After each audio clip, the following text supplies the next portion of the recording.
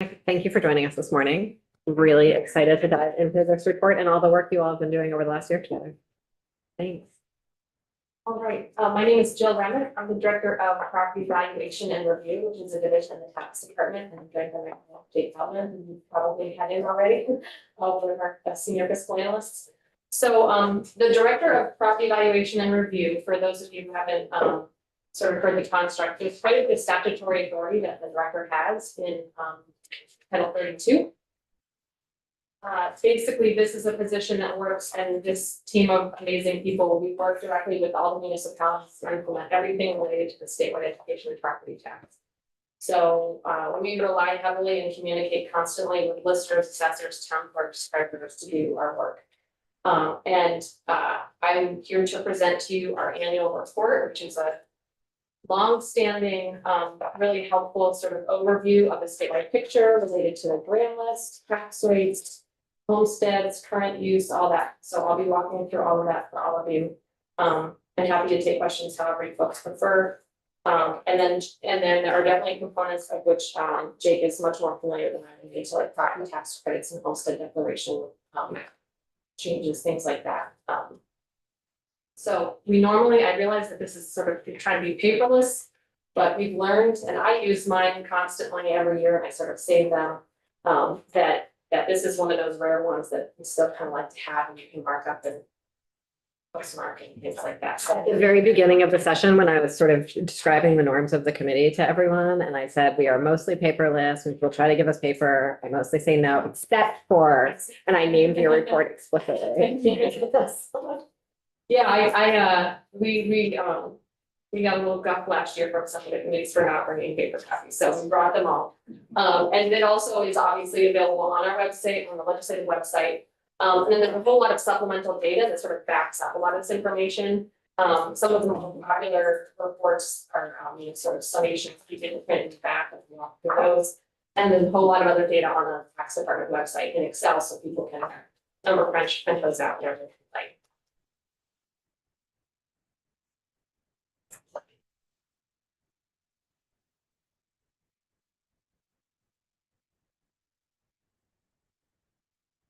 So like I said, this is sort of a long-standing report that we've done for as long as I've been here, obviously a lot longer, but I just think it's really important for folks to recognize. A huge amount of work that is done by a very small number of people, right? So as I said, the way that the state's educational property tax system works, it is a partnership between the state and the municipalities. We have multiple ways in which we're exchanging data back and forth every day, related to the grand list, related to current use, homesteads, exemptions. So there's a huge amount of that work. We're in the middle of transitioning our grand list software. It's been, as software often is, a lot longer and harder process than we had hoped. It's very complicated by the fact that we do have to have it used back and forth between the state and each municipality. The municipalities have their choice of which local software they need to use, so there's a lot of sort of accounting for that as well. But we can see the light at the end of the tunnel, and meanwhile, we've been able to continue to do the work, and the towns have been fantastic and patient, and also continuing to do that work. But we're hoping to have that completely in effect for 2025. Another key component of property evaluation review's statutory duties is providing education and training for listers and assessors. So our team, we have, we're right here next door. We have a team of district advisors who are actually, we're home-based even before COVID because they're assigned to different regions of the state. And they actually are assigned to groupings of towns, about 40 towns apiece. And then we also provide statewide training for listers and assessors, in addition to that sort of constant support by the district advisors. We do have some required trainings that we offer, and then we also have we also contract with the Vermont League of Cities and Towns, the Vermont Assessors and Listers Association, and IAAO, which is the sort of national organization for listing and assessing, to offer certification programs. So we have that as well. Also, a major piece of work that our staff does is the annual equalization study. So this is the review of 3 years of sales. Again, it's another partnership between the town and the tax department of reviewing property transfer tax returns compared to the grand list. Removing sales that might be outliers of or extremes, looking for trends, basically sort of continue to sort of crunch the sales data, and that study results in the CLA, the common level of appraisal, and the COD, the coefficient of dispersion. And again, we'll walk through those as well. But basically, taking the temperature of and then creating a factor to apply to tax rates of what the real estate market is doing, and making sure that we're all equalizing the tax rate to fair market value. Related to that, we do have, we also do work with municipalities to implement a reappraisal program. We are really excited to be rolling out a change that was brought about in 2023, that the legislature changed the reappraisal cycle to a 6-year cycle. Because what we did have in Vermont was we had a long, I think that we're coming in right after this to talk more about our reporting and folks on reappraisal specifically. But basically, the longer you go between appraising a grant list, the more sort of out of whack your local values are, the more volatile the CLA is, the more volatile sort of the fair market value in comparison to your grant list is. So it's really important for towns to maintain their grant list on a regular basis so that we're all paying as close as we can to fair market value. And in light of the fact that we can't reappraise 100% of properties every single year, the CLA is one of the main ways that we sort of account for that by equalizing using the tax rate by town. We also oversee the current use program. It's again another sort of small crew of folks next door who are managing enrollment, transfers, withdrawals, everything related to the current use program. That is done again in partnership with Parks and Recreation for any forest purposes, and then also with the local assessing officials, because they actually have to assess the value of the whole land. And they also help us with assessing for land use change tax. We also do a whole lot of oversight for statutory exemptions. I think you folks heard quite a bit from Kirby yesterday on those. So every year we sort of do an audit of all those exemptions and we work with towns to make corrections. There's several exemptions we'll get to as well, though I think I might not have to spend too much time because I think Kirby did a pretty great job yesterday. Obviously, right, so we also collect and report out municipal and education property tax rates. So not only do we obviously establish with the Agency of Education, Joint Fiscal Office, all the parties in here, the property tax rate information out to the towns and the CLA and COD, but it's also really important that we collect municipal tax rates. That is used to inform like tax credits for income for that income tax. And then we also use the municipal tax rates to reimburse towns for the current use program. That's called the whole harmless payment. So that's essentially payment out of the general fund to the municipality to make up for the current use revenue that they did collect. Again, these I'm giving you the very broad overview, but we'll dig into each of these. We also hear property tax appeals. So right now, if you have property in a town, especially after reappraisal, that's when a lot of appeals tend to happen. You can appeal your value to your lister or assessor. You can appeal that to the Board of Civil Authority. And then you have two options. You can appeal to the Director of Property Valuation and Review or to Superior Court. Appealing to PVR is less expensive. So that's why that's appealing. It's really meant to sort of help residential folks who want to appeal their property. It's $70 versus $200. It's slightly less formal, but we still obviously follow all the same sort of rules of civil procedure. And we have hearing officers that kind of make work to actually hear those appeals. It's another, I'll get into that too. Challenging to find folks. They're really kind of doing it out of the goodness of their heart. They're incredible folks. A lot of them might be like retired real estate attorneys, retired listers or assessors. So they're the ones that are actually hearing these, and our docket clerk, the tax department, assists with sort of the mechanics of hearing those. Let's see. And then yes, we also do we administer the state payments to municipalities related to the statewide education property tax system. So we have the hold harmless payment for current use that I mentioned. There are annual payments for reappraisal, grant list maintenance, and for the equalization study. They're all based on a per parcel amount for the towns. It's in statute. And so we oversee those and pay those out every year. And then there's also pilot payments, which are, sort of that payment in lieu of taxes for state properties. So lots of data changing hands in PPR. So I'll be going through sort of a deeper dive into each of those, the equalization study results, obviously. I think in light of conversations with you folks that we have, I think we'd be interested to see some of the grant list growth sort of changes over time. current use program, exemptions, and then we do also, even though they're not administered by property valuation review, we always include the real estate transaction taxes, land use change tax. They're not land use change tax, so we do that, the land gains tax and, property transfer tax return information. And like I said, all of this has a whole lot of data behind it that is available on the tax department's website. And I have some of the links to that, in the report, and then we're also, obviously, if anyone has any questions, please feel free to follow up. So I was going to start. Into the introduction.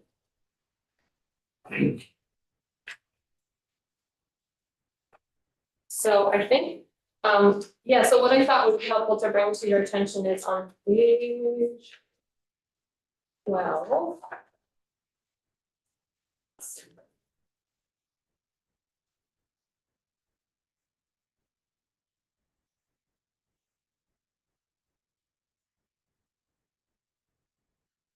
So this is table 3. So this is just sort of a statewide picture of the listed and equalized values by category.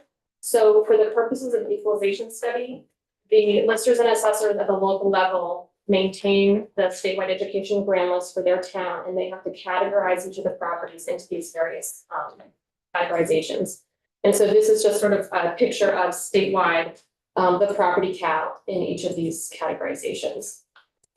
And you can see the variation in volume and in value, and then the municipal versus the equalized value as well. And then at the Representative Holcomb. Do you provide this also in a longitudinal summary? So if we wanted to look at, for example, how S1 seasonal homes with fewer than 6 acres had changed over time? I think we could. Yeah, okay. I don't have it in the Oh, report, no, but yeah, absolutely. But I can go to your Because we website have and find it. for- Okay, Actually, thanks. yeah.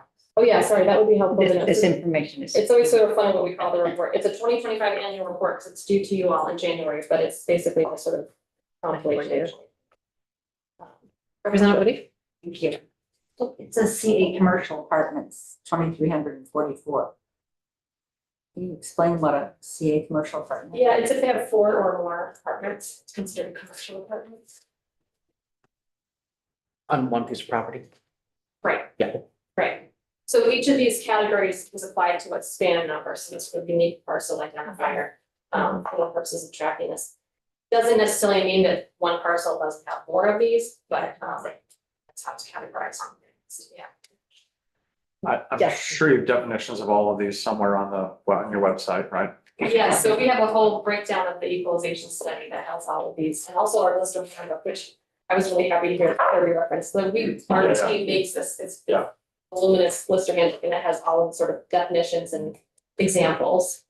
So, and this is a compilation of all the different towns inputting data into your system. Yes, And is it fair to say that there might be some variation between one town to another as to how they classify something? absolutely. Okay, Yeah, And I think we might get more into that in the second. Yeah. The second block of your presenting. right. right. So a great example is other and miscellaneous. Right. Other, Oh, yeah. and farm, right, as a farm, or it could be, a residential of 6 or more acres, that also happens to be a farm. A lot of towns use the other category for condominiums, right, because those have sort of shared land. So there's multiple spans on that property, but yeah, it's. We would like to reduce those, and yeah, we're gonna talk about that more. So, especially, and also things like the residential with fewer than 6 acres, and is that a helpful categorization? Would 2 acres be more helpful? Thanks. So yeah, I think this is sort of the big picture, again, in the context of what we all are aware of, that the listed values, so just sort of the values that listers and assessors have listed at on the grand list, which is just due to like new construction or changes to a property, and reappraisals went up 7.8%. But the actual equalized education property value increased by about 14.1%, following almost 14% last year. So meaning that like the value of our literal property has gone up double digits 2 years in a row. It used to be more like it'd go up maybe 3% a year. And then you can, I think we have a longitudinal one that will show, I think it's even the next page, yeah. You can really see over time, especially over the most recent years, right? For several years, the percent change might have only been a few percentage points or less than 1% even. And what we're seeing just is that there's continues to be double-digit growth, in our property value overall as a state.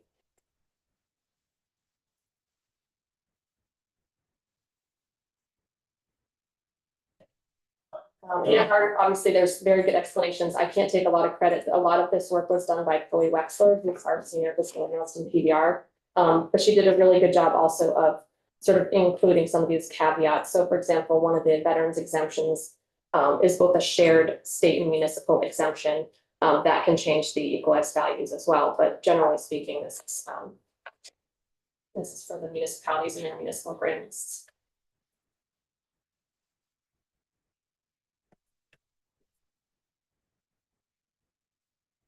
So this is another one that kind of gives that longitudinal picture. This is table 6 on page 15. So every year at the end of the equalization study, which we typically wrap up just before the holidays in December, that means we've finalized reviewing all the sales with the towns. We've run statistical analysis to sort of remove any outliers or things. We have a pretty good picture of what the CLA is in each town. Those get finalized and certified in the end of December. So that gives us sort of a statewide picture of the statewide CLA as a whole, which was always very helpful sort of informationally to see the change and the sort of statewide picture. But then it also has a new role as of last year regarding tax rates. We'll get into that in a second. But as you can see, the statewide CLA has dropped, and now it's down in the low 70s, meaning that the way we have our property values listed is at about 72.36% of what they're actually going for fair market value. And there are some towns that have reappraised relatively recently, and they very quickly, already start to become stale, and there's some towns that have gone, 15 plus years. So the CLAs, it used to be kind of scary if you saw like a 70% CLA in your town. You'll see in this year's equalization study, there's several different things. So it's not a bad thing, it's not a good thing, it's just telling you what is happening. I think sometimes the CLA gets sort of, and I'm on a school board, I get it. That the CLA is like this boogeyman and it's the CLA's fault, but all the CLA is doing is sort of reflecting a mirror of literally what our properties are valued at versus literally what they're selling for. And it is really important, helpful information to have. So statewide it's 72.36. The other piece that comes out of the equalization study is the coefficient of dispersion. So this is basically, so the CLA is kind of like, okay, where is it at as a town? And then the COD is sort of measuring equity within that same municipality. So you really don't want certain categories of property or certain properties within the same category to be really valued very differently. Because that's kind of telling you you're not treating all properties that are that same category the same way. So when Act 68 of 2023 passed, that moved us to the statewide 6-year reappraisal cycle. It removed the previous requirement that the PDR director would order towns to reappraise if their CLA went below a certain percentage, but it kept the COD as a reappraisal order possibility, which is really helpful because there are sort of national standards about how far out of compliance you really want these numbers to be, and it's really not good assessment for them and get beyond 20%, which is what the requirement is for reappraisal right now.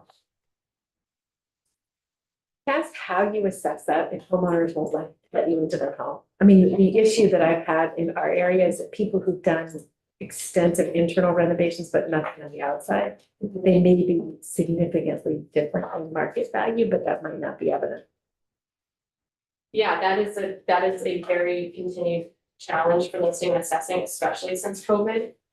It's also really time consuming, and it also, what we've learned over the last year is that it can also be really subjective, right? So are the folks who are letting people in getting a different value than folks who are not, right? Or are you making judgment calls about what you see inside or what you're not? So In Vermont, the sort of default is definitely still to at least attempt to do an interior inspection. They also, a lot of the firms and a lot of the individuals will send like a data mailer, so they'll sort of say, hey, can you tell me what work you've done? This being Vermont, right, you can drive by and see. So I think there's sort of an assessment practice that you do your best to get fair market value, even not being able to look inside, but then if someone appeals that value, if they're not happy with it, then the BCA is required to be able to do an interior inspection. And some of those dynamics, maybe we'll get into in the second half when we think about our valuation practices writ large.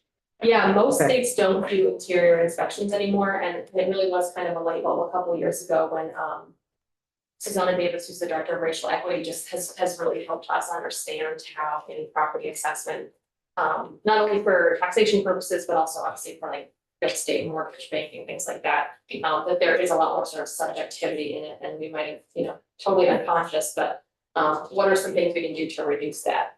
And there's some really cool tools out there that you can get pretty close with just ortho imagery and engaging the quality of the exterior and things like that. You can get pretty close. Representative Woody. Thank you. Would building permit, how would building permit requests play into valuing? Yeah, that is very helpful for listers and assessors. Not all of them have permits, but that is definitely another way that they maintain their rent list and get like great information. Yeah. Yeah, that's a good point.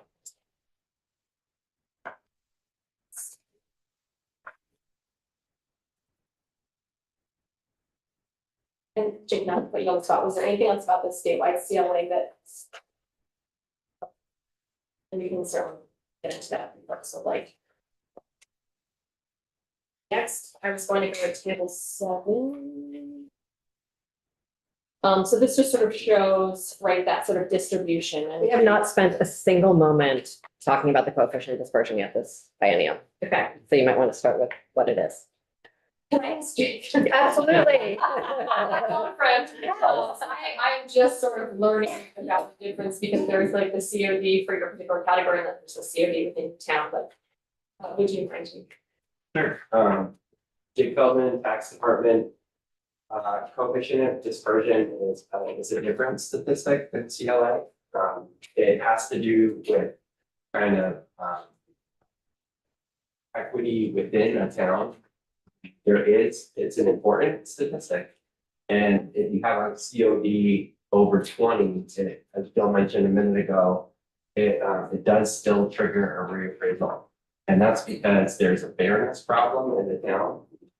Basically, if the situation in the town is that all the properties that have sold in the prior 3 years, they all sold for, they all were listed for 80% of what they actually sold for. That's actually kind of a good thing. That means that the town is on the same basis, like it's undervalued, but everybody's the same. So that would be okay, and that would be a COD of 0 because they're all exactly 80%. But as you get spread from that, that becomes a problem because that means that one person's house that was listed for 200,000 sold for 300,000, but next door, somebody's house that's listed for 200 sold for 100,000. So if you get that kind of variation, that's really a problem, and that means that listers need to go back in and look at properties again and see, if they're assessed reasonably. So that's what the COD is measuring, and 20% means like on average that it's 20% different from the average level of appraisal from the county. You want it to be less than 20%. If it's more, there's just too much variation and you need to look at properties again. Yeah, if I can, as a lister, I've certainly argued the COD with PVR for many years. In small towns, when you only have maybe 2 sales in a certain category, it's awful hard to distinguish. Let's say it's a miscellaneous piece. One might be absolutely similar to the acreage, the view, whatever it might be, and one, like you say, might sell for twice what the other one does. That's to me not something that, as a lister, or that we've done wrong, that there's something wrong there, because I'm not gonna go back and increase the one that was lower to the 100% increase of the one that was upward. There's something there that that individual liked about it, was willing to pay for. Sometimes these letters that go out, of course, we used to put them out, now you folks put them out. And that's a little bit of a help, because when we put them out, we usually got no answers. But again, whether there's personal property involved, whether somebody bought a skidder that's sitting on it for that extra money. So the COD to me, again, with such small sales in my town, is it, and that calculation effort, I've had Doug Lay tried to explain it to me numerous times. And I haven't gotten it in my head how that actually works, but to me, it's an issue. And we have Jill and Jake are here with us for the entire morning. And I would say sort of the first half of the morning of understanding the report itself is about sort of what is. And then the second half of the morning is about sort of perspectives on what is and how things might be able to change. Does that make sense to you as a frame? Okay. So one sort of a forward-looking report, and this is a current report. So I think there's gonna be a lot of opportunity to talk about all of that. Yeah. Sorry. No, I might be going backwards again. Have you seen, and it might be too early to tell, have you seen a significant increase in COD over the past year or two? I'm thinking now from a flood perspective in Barry, if you have a let's take that $200,000 house in our north end, that's going to sell for significantly under because it's in a flood prone area, as opposed to a $200,000 house up Beckley Hill. It might sell for more because it's not in a flood prone area. So I'm just curious if or it might be too soon. The real estate market might not have caught up to the ramifications of those events yet, but I'm just curious. Over the past 2 years, have you seen an increase generally? I mean, I think that is sort of what this is telling us to some extent, right? You don't want to be over 20%. Right. So these are much higher, right? And it's in like a healthy, up to date, if things aren't going crazy, we might have this many, but the majority are still within that 10 to 20. Yeah. And now over the last couple of years, we've seen that go up significantly. Yeah. I think that's a great question. There are a lot of challenges we have here in Vermont, especially to your point as well, like having such small sample size, it's really hard to draw like statistics. And things like that. And I know there are some efforts to sort of have different like abatements or buyouts or things like that for property, and so that's probably gonna be something we're gonna have to keep a really close eye on in the study so that we right numbers. Representative Holcomb. And just mathematically, the more delayed appraisals we have, the higher the CODs, right? So as we do this reappraisal, we should bring that down. Yeah, the hope is that that will fix, not fix, that will calibrate the CLA and the COD. You know, the sort of national standard is very different from what we do in Vermont. You're supposed to kind of look at this every year and kind of, adjust values and so we do it by having these sort of reappraisals that are done in the window of time. And then we have our CLA to sort of accommodate for that over the years. And then we've got another reappraisal that tries to get everything back to normal. You really sort of want to be doing this analysis every year and checking the data and maintaining it. That's a lot of work. So justice delayed is justice denied. You don't do your appraisal, you're creating inequality. Yeah, there's a lot of national research about how regressive, every year that goes by, it gets more regressive, Yeah. meaning that the folks on the lower end are paying more of their share, based on their income than the folks on the higher end, because the more out of whack those values are, the more disproportionate that is. Let's go back to the presentation. So another piece, right, so this is looking at over time, the CLA, and this is not news, right? This is probably the third year in a row I've come to you all sort of talking about this, and we know this based on the statewide CLA being 72%. We've got a whole lot of towns with 80% or less CLA. And again, that's just meaning that the real estate market continues to climb, right, in those double digits, and our brand lists cannot keep up. So therefore the CLA, is going down. That's definitely happened quite a bit over the last few years.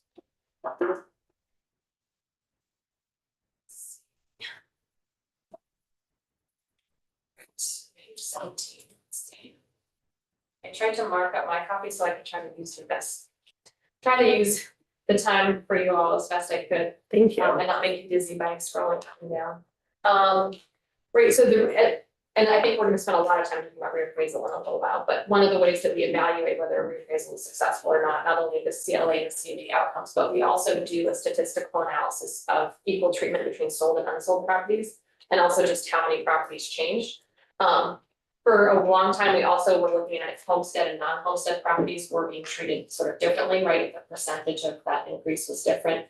There were some challenges with that, just wasn't really telling us anything useful. But it is really interesting to look at the sold versus unsold. So if you're looking at a successful reappraisal, then you're really not treating sold and unsold properties differently, meaning you're not changing the value based on the property that's sold for or rent for. Still looking at that whole, to Jake's point about the COD, treating similar properties for their highest and best use of fair market value. So we run that after each reappraisal as well. Let's see. We also do certify reappraisal firms to do this work. So we do have pretty regular communication with reappraisal firms. There's a few firms in Vermont and there's a few individuals who do this work. And so we do maintain their certification with us so that towns can then use them to conduct their reappraisal. A lot of our work for this Act 68 report for you all was sort of engaging with that group and finding out what are some of the barriers to working in Vermont towns? What are some things that would make this, make it so we can get back on track timing wise? What are some things we can do to make it more predictable? So I think a lot of the components that came out of Act 68 about this predictability, I mean, just the 6-year cycle alone is such a huge step forward for just that sort of maintaining that constant refresh. And it also allows the firms and the towns to kind of plan well in advance. We did also hear a lot about sort of the different volume of appraisal entities, right? So nationally, right, you might have like 10,000 properties you're reappraising at least at a minimum. And in Vermont, the average I think is like 1,300. So some of those smaller remote towns that don't have a lot of parcels, it's hard to get a firm to actually agree and travel up there because it's a lot of, it's physical work to get up there and the expense. And the per parcel payment is literally just a per parcel payment. So some of the smaller towns really don't get a lot of money for that. Compared to the work involved, I should say. I think we already sort of covered that. The appraisal order piece.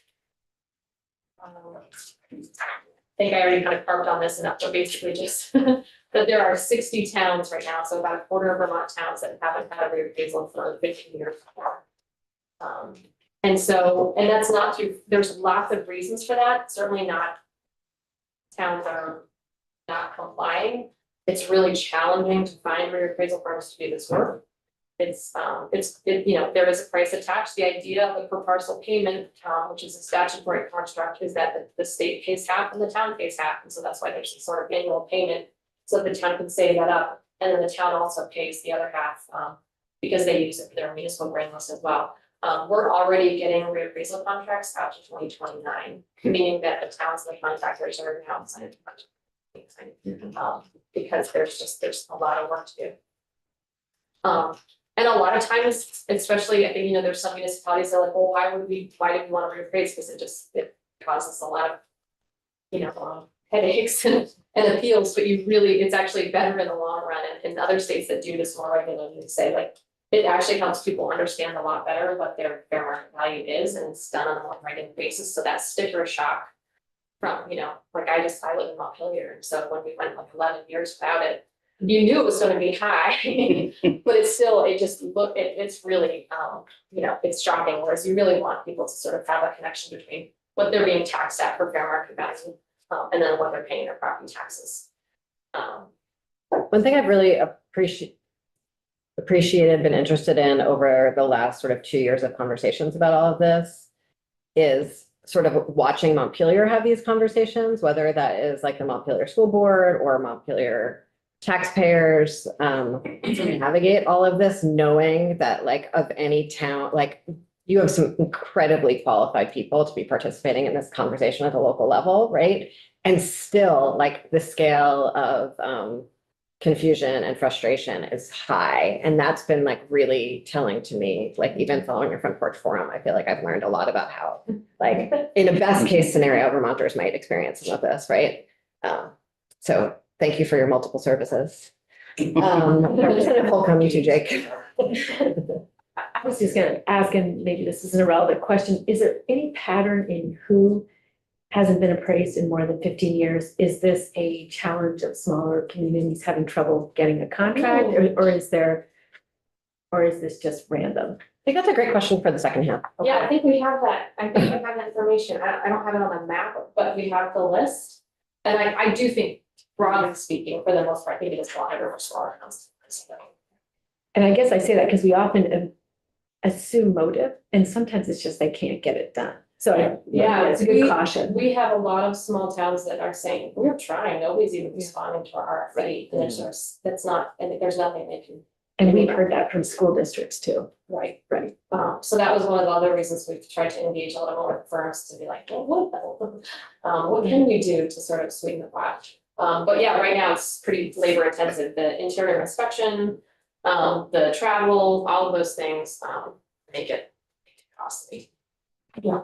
And just to that point, I see that, taxes and PVR can approve a longer period of time past the 6 years. But are there penalties for towns if, for whatever reason, they don't get an approval for an extension and they don't hit the 6 year mark? Yeah, so there is, in statute, if a town just either does not comply with an order or does not, like respond one way or the other, or if their outcome is not satisfactory, then we can withhold their transportation and education fund dollars. It's a very big stick. And it sort of seems like it penalizes a small town that may never find somebody. So in my I've been the director for 8 years, I guess, 7 or 8 years. That's not something we've done because that's a big pull that involves other agencies and time not to pay a town. But the downside of that is also like there isn't really anything else we can do to incentivize it either.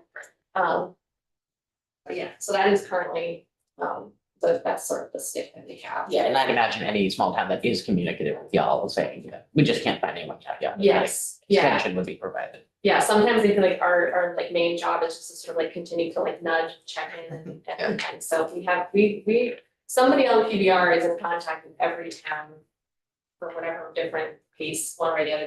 There's a couple that said, we're gonna wait and see what you guys do. So then we have to write a stern letter and say, this is what the statute says. But it's genuinely not, it's a matter of resources and getting responses. The other piece I did want to point out on this page is just, like we were just talking about the CFPs, that, so we have the equalization study results, they come out in December, January, those are all out there. There are appeals, right? So a town can still appeal their equalization study, they can still appeal the outcome, which includes the CLA and COD. We get a few of those every year. We've got a few so far. They have until I think maybe mid-February. So that could change slightly, but basically based on the reappraise or the equalization study results that we've seen, we're planning on sending out 152 reappraisal orders based on the COD. Now, of course, as you can imagine, there's sort of a Venn diagram as we're in this transition to the 6-year cycle, right? We've got the towns that have reappraised within 6 years, they might get an order or they may not. There's towns that might have reappraised in longer time than 6 years, but they're gonna get an order. There's towns that have gone very far and done both. There's towns that may not get an order, that also might be really old. So we have 4 different categorizations. And so we're working to sort of put this up on our webpage to sort of show the towns sort of where they fall on the sort of compliance of either reappraisal order or the 6-year cycle to try to help, show where we think the greatest need is and the sort of most timely needs are. And then also kind of working with the reappraisal firms to kind of nudge them to like really, is there any way that you can provide this town's RFP because they're 15 years out, their COD is 40 and their CLA is 57, and they can really use your help. But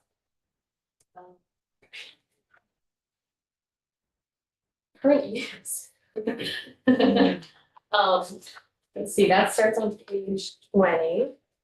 We spent some time on current use with staff, and I think I I emailed you like a tiny follow-up, but I didn't really give you a bigger summary. Yeah, that was great. I thought we did a really good job, so I don't want to sort of repeat a lot of the foundational pieces of current use. And I did just send as one really quick correction about the land use change tax. It's $2,000 of the tax collected, not $2,000 an acre that they just thought, I guess. I'll get to that in a second, but that was just, other than that, I think a lot of, I thought it was a great presentation. I think you guys had a good deep dive.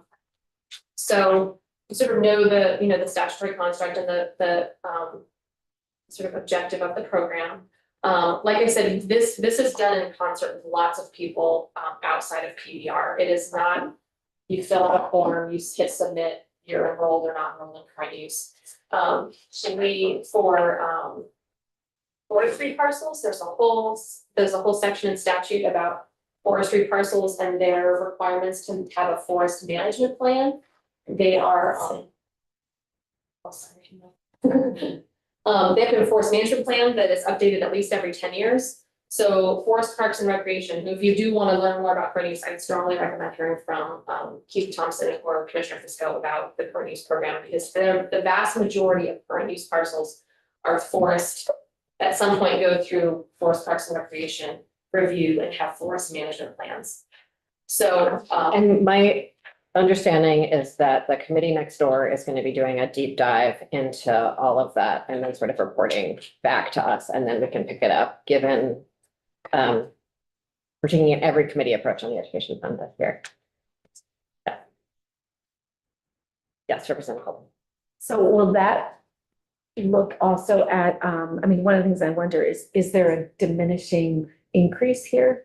Are we going to hit a maximum in terms of number of acres of forest land? And also I noticed that 23% of parcels are out of state owners, but they account for almost 30% of land enrolled. I'm just curious, are they gonna look at how that's changed over time too? Let's put together our questions and ask them to look at them.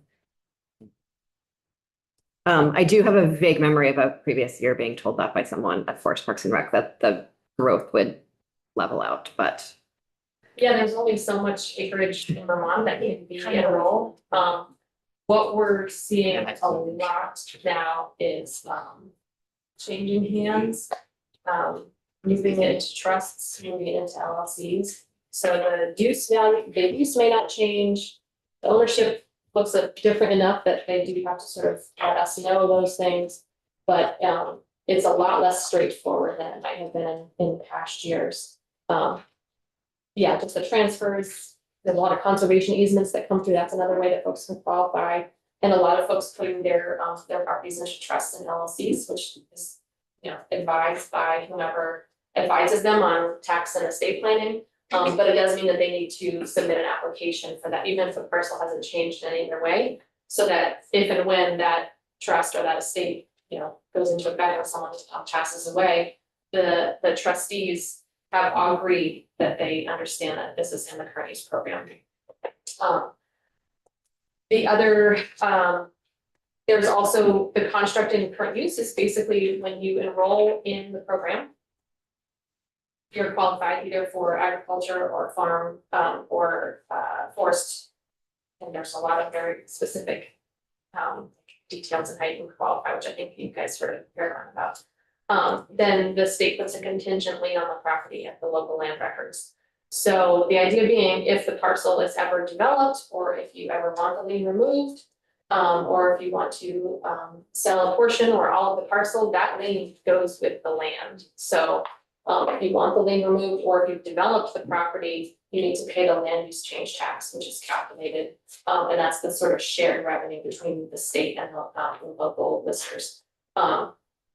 And what it creates is it's sort of, you know, version control with like maybe a bill or a document you're working on. There's iterations. So a lot of the land in current use has like versions. So maybe there's a contingent lien on this piece, and then a piece was withdrawn from the program, but it wasn't developed. And so then there's a lien that remains on that piece. So we are tracking the sort of progression of all these parcels over time, because that lien is enforceable if and when the land is ever developed or sold. The parcels are broken into less than 25 acres.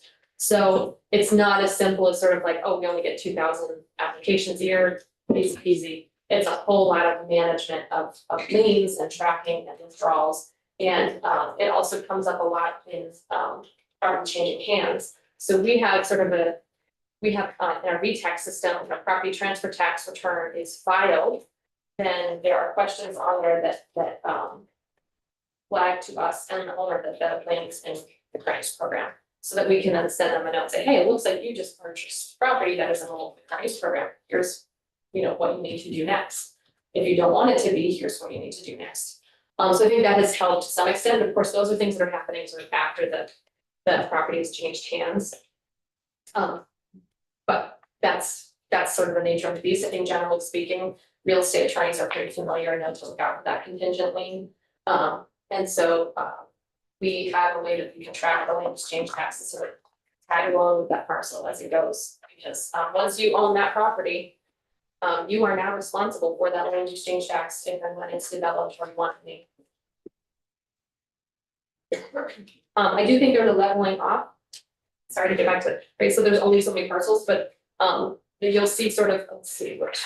On table 11 on the next page, you can kind of see it kind of level off as far as the number of parcels, the number of owners. And the acreage, has varied very slightly, but it's staying pretty consistent. It seems like it's more honestly the same parcels, maybe changing hands, but not changing significantly one or the other. I do think, and I think maybe my colleagues at Agency Ag would probably love to come in and talk too about the Crannies program if you're interested. But there also seems to be over time, right, more forest acreage enrolled and less agriculture. The standards and the expectations are pretty different, and the qualifications for those are really different. I think it did come up in here the other day. If you do have land that's enrolled in a forestry category, that forest management plan, it requires maps, it requires a consulting forester to help you sort of establish what your forest management plan is and get it approved by Forest Parks and Recreation. So there is more of a cost associated with that, but that is a cost that you're taking on because the state is making that property tax adjustment for that enrollment. So it's important that there is that oversight. So just as an example, just our team next door, this past year we had about 1,800 applications, but only about 277 were new enrollments, like brand new enrollments. Some were additions, right? A lot of times, maybe two neighbors might carve out, they might carve out a piece and sell to their neighbor, then it's added to that neighbor's current use enrollment, for example. And then the vast majority are transfers. So a farmer is enrolled in the ag piece of this, and he wants to give 2 acres to a child to build a home on the farm. Is that an example of when those 2 acres come off of the current use? Yeah, that's considered development because you're creating that separate parcel. With respect to the forest acres, have you had any data on the impact of having land put into current use on the value of abutting properties, abutting homesteads? I haven't. I don't know. I think that might actually be a question for like a lister assessor, like the Vermont Lister and Assessment Association or something like that. I think generally it probably doesn't hurt, and I know that when you have, like, for example, if you're abutting like a conservation easement, that can increase your property value because you know that land around you is under a conservation easement, it's not going to change. But if you're enrolled in credit use, you could theoretically remove the lien, pay the land exchange tax, and it could be changed. I would think it would. So potentially we're subsidizing people to increase their property value? So, I mean, that's what it seems like, based on what you said. I guess I must have misunderstood the question. I thought you were saying, does the property value, like if my house is next to a current use parcel, is my house worth more? So if I'm benefiting, I mean, it's highest and best use and fair market value, so if my house is next to a field versus next to a parking lot, it is gonna be worth more, so. I mean, I do think that's one of, and I really try to not have like a policy opinion about the program, I have my thoughts. But that is one of the sort of rationales for the program, is that it keeps Vermont looking this way and protects our landscape. Yeah. And that helps. Yeah, and that's part of the reason why the land use change tax is a higher penalty, is to sort of not allow that fragmentation as much. Tell me again on time here. Okay, since you guys got the pretty big current use overview, and I know I'm going over next week to pass agriculture. I'll kind of And I want to apologize, every committee approach might make things slightly more efficient for us within the building. It does not make your life more efficient. So I'm sorry about that. I'm happy to, because I think it's a lot of, like, I'm gonna do this exact same conversation with Senate Finance this afternoon, so I've already done the homework, so I think it's okay. And we are trying very hard to finish the Senate Finance whenever possible, so that you don't have to do that, but I'm glad it's working for you. I think I just jinxed myself for the whole rest of the session. I think you did. So another piece that like, we have questions about is farm buildings, right? So there are, if certain farm buildings qualify because of their use and their ownership, or if they're leased to a farmer who gets their annual farming. Also, farm employee housing can be enrolled in the program as a farm building if it's been used for farm employee housing for at least 12 years prior. So that is something that a lot of that we're also seeing a lot of questions from agriculture enrollees about how can I cite farm employee housing. Yeah, if a building is currently at 10 years being used, if it hits 12, can it then be added? Or is it like a historical thing? Like, does it have to- Sorry, 12 months. Did I say years? Yeah, 12 months. Sorry. I was gonna say, that's a very specific and long. Sorry, 12 months Okay. prior. It does create kind of a funny scenario right now. So if I have agriculture land that's very much eligible and in the program, and I want to cite some farm employee housing on there, you do have to withdraw that land because you're putting a dwelling on a parcel, so you've got to withdraw that land from the program and pay that land use change tax. It's got to be used for a year, the 12 months, for farm employee housing, and then it can be enrolled at zero value. So that's challenging, but people are navigating it because there's such a need for farm employee housing that it's still, I think it's still for a lot of farms like that. They don't have a lot of other options, honestly. But farm buildings are taxed at zero value.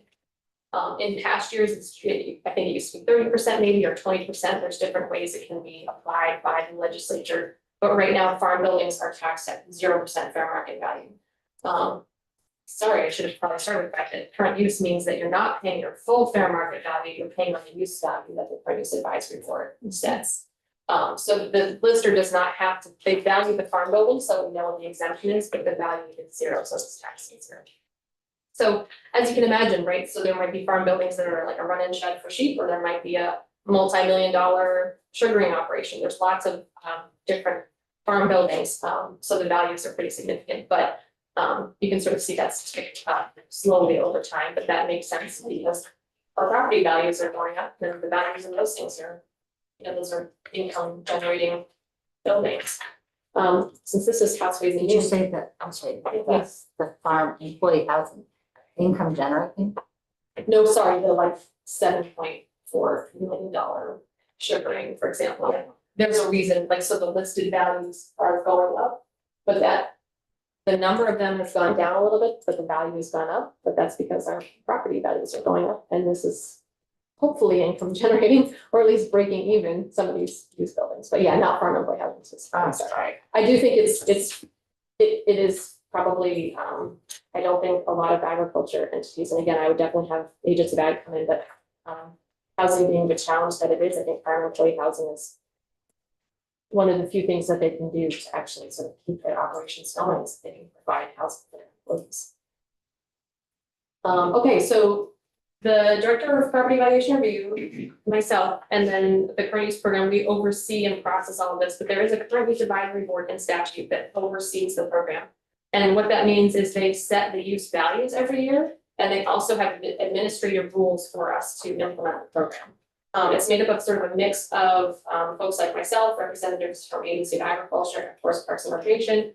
And then the statutory construct is we have to have someone who's in active agriculture, an active forestry, a municipal official, a lister assessor. So it's sort of made up of representatives from those groups. And so every year we bring to them Forest Parks and Recreation for the forestry piece and the Agency of Agriculture for the agriculture piece. Data to then set the use values for the coming year, and those use values were basically your acreage is taxed at that use value rather than at the fair market. So the board is meeting February 12th, so I don't have the latest. And there is, it took a little digging, but the methodology for coming up with this is pretty complex. I think I do have it in another report we submitted to you all about Act 48 of 2020. It was our Forest Land report. Also a great report if, for this Friday's reading, if you haven't gotten to that one yet. So there was in 2010, there was session law that set how the current use advisory board sets the values for forest land and agriculture land. And it's sort of a calculation of like stumpage value and milk and rent and land lease rates. And so Forest Parks and Recreation sort of crunches those and presents them to the current use advisory board. Agency of Ag crunches those and presents those to the current use advisory board. And then, yeah, I'm expecting that to be passed February 12th. So we'll update our webpage version of this with that. Let's see, and just, let's see. The other, I'm going to page 25 now. I think this is another, since this is regional means, I think this is helpful for you all to see.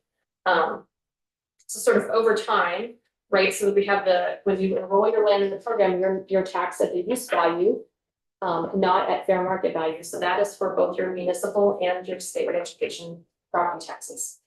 So what this means, right, is that municipalities are also not getting that revenue directly from those taxpayers. So this is the piece I mentioned earlier. Once a year we pay, it's known as the hold harmless payment. Meaning that we're sort of holding towns harmless for having land enrolled in the program. I think probably maybe 30, 40 years ago, there was something like, well, I don't want to approve this current use application because then we're going to lose municipal tax revenue. So this removes that hit that towns would take if they have land enrolled in the program. Jill, I know that some towns also freeze the value of farmland. Do you track that? We do. There's not a lot anymore, but they do. It's called the Farm Stabilization Agreement. Yeah, and they can freeze it for a period of time. Yeah, And that's where do you track that and do you overlay it with the current use data? Bless you. You know, we don't overlay the current use, but we definitely do track it. We do have that. That's part of that annual exemption review that we have. Okay. Yeah. So basically it's tracked as part of the brand list. Okay. Yeah. It's an exemption that the town has to categorize. This is this value because it's under this farm stabilization agreement. But that I bet there's I think there's some overlay, but not necessarily 100%. Okay, so the hold harmless payment that the state sends to municipalities is paid out of the general fund. So this year that's 20.5 million. This past year was paid to municipalities out of the general fund for municipal foregone revenue. And then the education tax savings to landowners, or you can think of it as foregone education tax revenue, is about like 7 million annually. So I think one of the things I wanted to point out here, and again, this correlates with our brand list values going up, is an $11 million jump in 2 years, $10 million jump in 4 years. You're right, so like it's gone up significantly, but I think that is part of just because the values are going up, so the savings are more. And the ed tax savings is paid out of, you told us that the general fund pays municipal tax, what pays the ed tax? So that is foregone revenue, so it's sort of, that is distributed amount around everybody else who's paying the ed fund. And that's line. Baked into the ed fund bill that everybody else Yeah. pays for. So it's not made whole to the owner, it's just that they are not paying that tax, and so therefore the rest of property owners pay it. So in a lot of ways, Madam Chair, that this is like the TIP program. Yeah, it's a tax expenditure. And there are previous times where that's been a row, or not a row, on the ed fund. Yes, Yeah. yes. 26, so the land use change tax, so, and I have, my caveat is I actually think there's some room for improvement on the land use change tax construct. We'll keep sort of trying to turn that. It's the land use change tax was changed back in 2015 to make it a much more significant penalty for smaller parcels. But the impact is, it's really the intent, it's causing a lot of confusion, problems with real estate transactions, very disproportionate penalties. That's my one time I'll. So basically, because the land use change tax is, as I was saying earlier, if you either want the lien removed or you develop the land, and there are very specific definitions of those things. Then you need to remove the lien. So what happens with land use change tax is at the time, the lien is being removed or that the development occurs, the land use change tax is established and it's 10% of the fair market value of the enrolled land. If it's a portion of the enrolled land, then that separate portion is valued as a standalone parcel. So that then requires the local listing or assessing officials to then come up with another value for that piece that's being withdrawn. And then the land use change tax is 10% of that. And then when we collect the land use change tax at the tax department, we collect that in half. So 50% up to $2,000 is remitted to the municipality in which the land use change tax was incurred. So for example, plus the $50 lien release fee. So if we collected $10,000 in land use change tax, then $2,000 of that would go to the municipality, and then the $8,000 would be split up between the ed fund and then the general fund. It's 75 and 20%. So we collect it and then we send it back to the. It's not very much money, but Yeah. Yeah. History on the 10% charge. I was in natural resources, no, Ways and Means downstairs. When we worked through that, and the reason, right, good, bad, or ugly, was that we thought, you can agree or disagree, that there were people significantly who were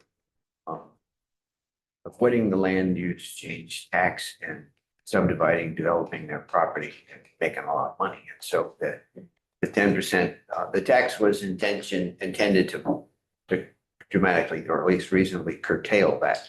And maybe it hasn't worked out the way we intended, but I thought it was working the way it was supposed to. yeah, I think it certainly can. The problem is that it causes, so, yeah, and again, it's not philosophical about like, we should pay more. It's that I see that we're trying to administer this and it's really challenging because the listing official has to come up with this value and get that to us. And then we calculate that. So that holds up like Yeah. transactions. We did an analysis last year about like the effective tax rate because different subdivided parcels get valued differently.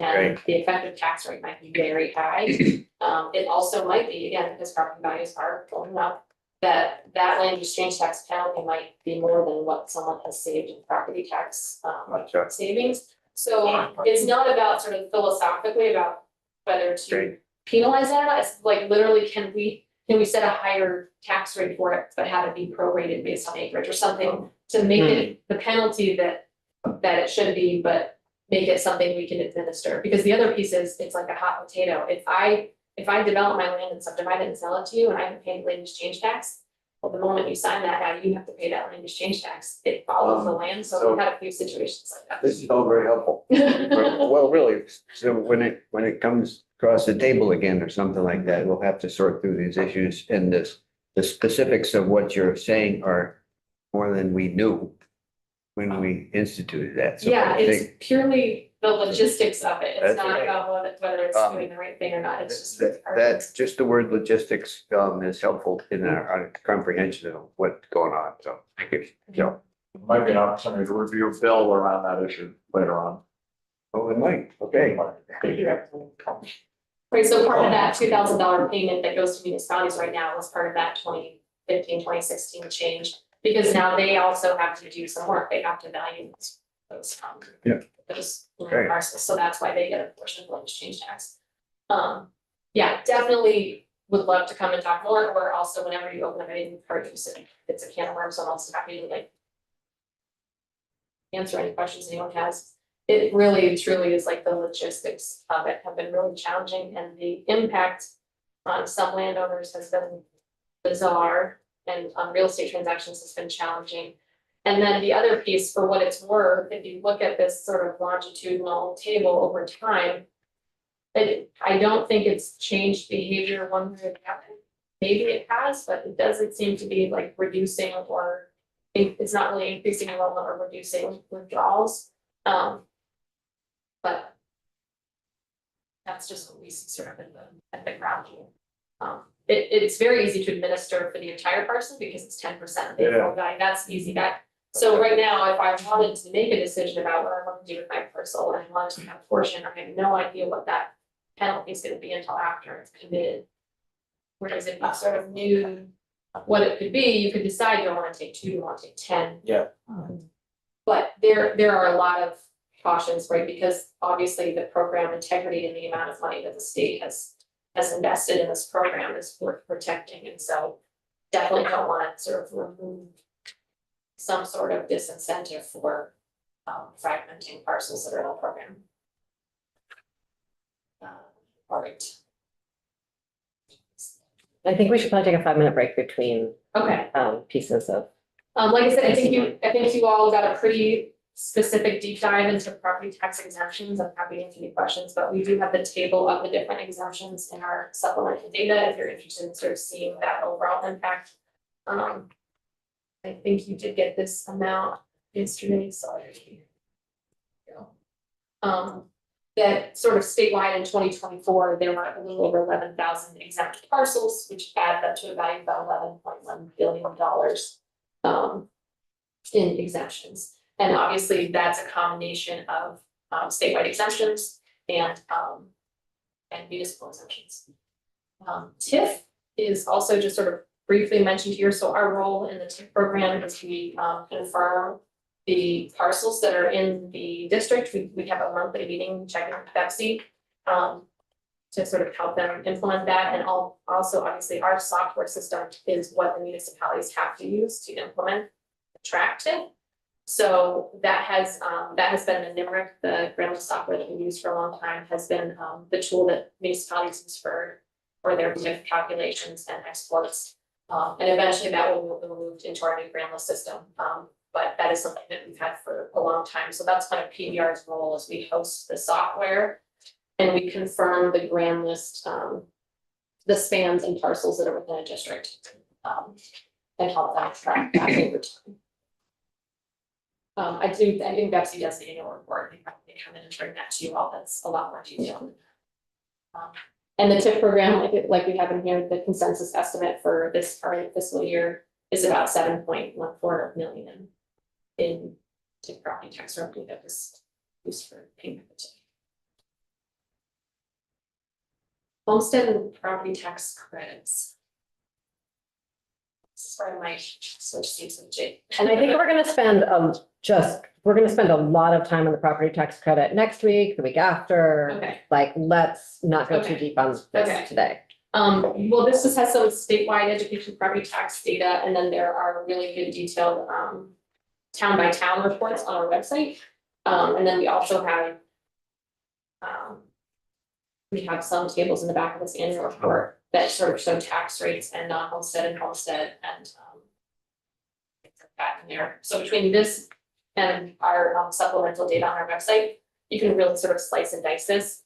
This looks different, right? The percent change because we did have that one-time increase in the property tax credit. And also. I lost my spot.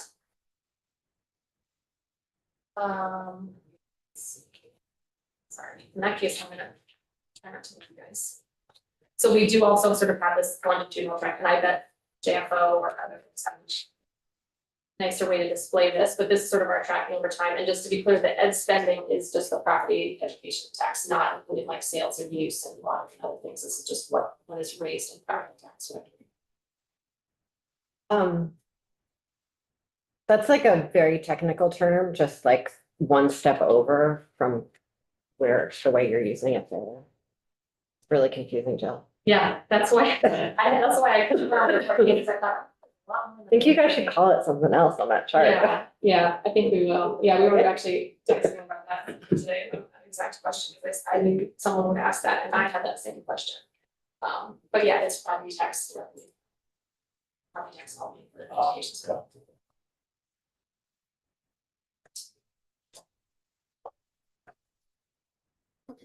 This also obviously has a lot of sort of tables, and again, they're also done by town for sort of taxes assessed.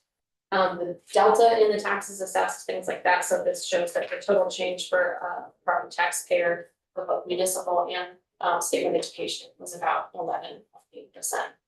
With the education funding taxes at 13.7, and then change in municipal taxes being consistent with last year, 11.7. So effective tax rates is just sort of a helpful calculation. It's a little strange, but it basically just sort of shows once you've equalized what the effective tax rate would be. So that's what this is sort of trying to give you that statewide picture. I think we do still have that calculated by town as well. You know, on my town tables. I talked about the appeals to the property tax amount, so I think already that's pretty straightforward, that we hear the appeals that go beyond a BCA. If a taxpayer wants to appeal to us, here, PBR versus Superior Court. But we do sort of have sort of a picture of the appeal activity, and you'll notice that we sometimes do reduce the value, we sometimes reduce it by a fair amount. And a lot of times we get unchanged as well. Basically, they're de novo hearings, so the hearing officer hears the appeal, the town and the appellant present their evidence, and the PBR hearing officer, their task is not to like come up with their own value, it is to make a determination based on the information presented to them what their value should be. So in a lot of cases, it might stay the same, or it might be reduced slightly, or increased slightly if there's something pretty major going on. Come to us as well.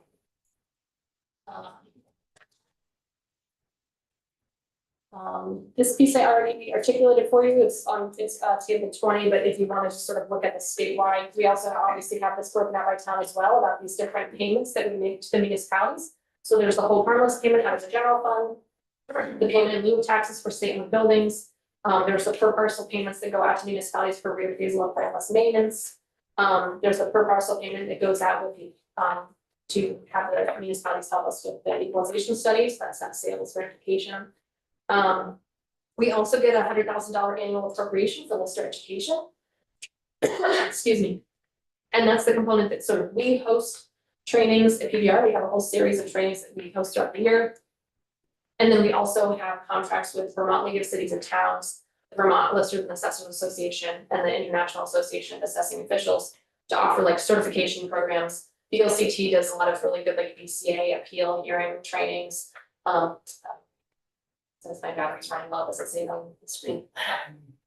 And then obviously, so we work with VALA because it helps VALA, and VALA helps us by hosting these IAAF trainings, which are a combination of in-person and virtual. So if you do want to be a lister who gets your training, if you want to be an assessor, or works for town, if you want to sort of keep up your continuing education, then you can get these certification programs through us and take those courses, and they're really important and valuable about, you know, all sorts of different aspects about best practices for valuation.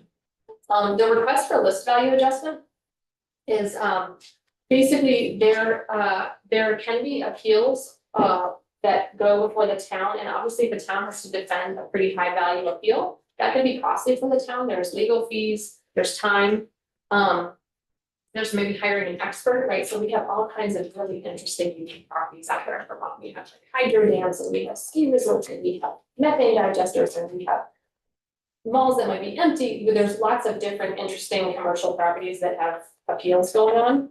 So this construct, which has been we didn't have anybody this year, but last year we used the whole $1 million, is basically to if a town can demonstrate they defended those values for fair market value using best practices as far as they could take that defense, that we would reimburse them for any ed fund revenue that they lost because of losing that appeal or settling.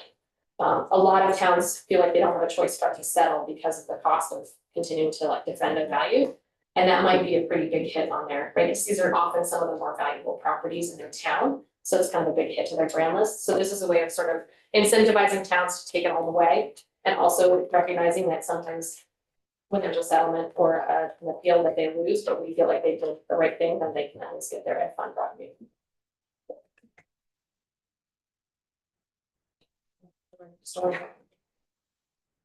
I think we're almost done though. I think I'm almost done.